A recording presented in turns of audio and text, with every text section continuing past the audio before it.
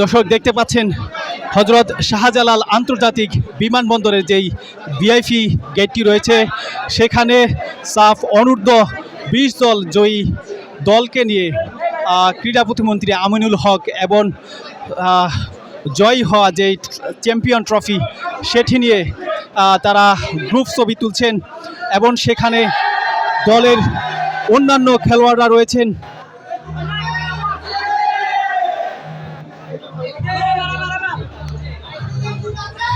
ক্রীড়া প্রতিমন্ত্রী যিনি 2003 সালে সাফ জয়ের অন্যতম কারিগর ছিলেন, তিনি বর্তমানে যে 2026 সালে যারা সাফ চ্যাম্পিয়ন হয়েছে তাদেরকে বরণ করে নিচ্ছেন।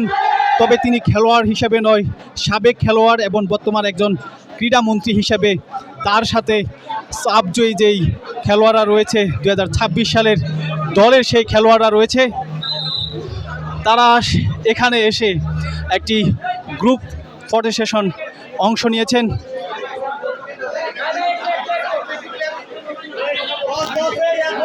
এবং এই খেলোয়াড়দের জন্য সাতখোলা বাস অপেক্ষা করছেন। সেই বাসে করেই তাদেরকে নিয়ে যাওয়া হবে হাতিরঝিল যেই এমপি থিয়েটার, সেই থিয়েটারে তাদেরকে নিয়ে যাওয়া হবে এবং সেখানে সংবর্ধনা দেওয়া হবে। বাফুফে এবং মন্ত্রণালয়ের পক্ষ থেকে সেই সংবর্ধনার আয়োজন করা হয়েছে।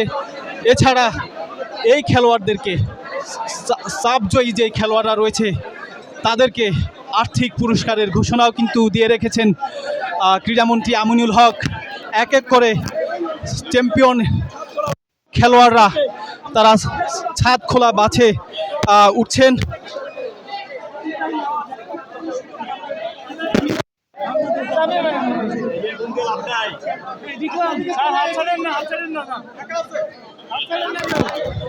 আপনারা জানেন দর্শক, গতকাল ভারতের বিপক্ষে দারুণ এক জয় পেয়ে তৃতীয়বারের মতো সাফ অনূর্ধ্ব 20 চ্যাম্পিয়ন হয়েছে বাংলাদেশ। সেই জয়ী দলের খেলোয়াড়রা তারা এসেছেন কিছুক্ষণ আগে হজরত শাহজালাল আন্তর্জাতিক বিমানবন্দরে এবং তাদের জন্য রাখা হয়েছে সাতখোলা বাস। সেই বাসে করে তাদের নিয়ে যাওয়া হবে।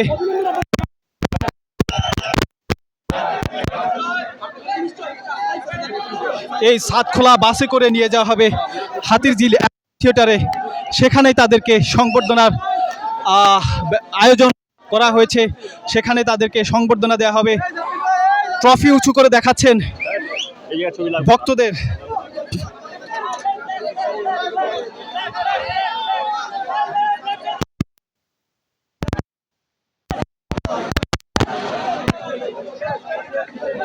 জাতীয় দলের পতাকা যারা বিশ্বের মানচিত্রে উজ্জ্বল করছেন, তারাই আবার সাতখোলা বাসে সেই জাতীয় দলের পতাকা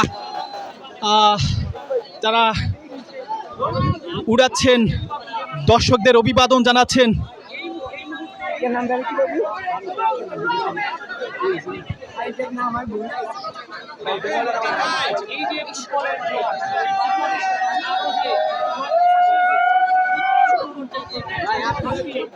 বাংলাদেশে ফুটবলে নতুন যেই জোয়ার বইছে সেটি আরো বাড়িয়ে দিবে এমন প্রত্যাশায় দর্শকদের এবং খেলোয়াড়দের মধ্যে তৈরি হয়েছে।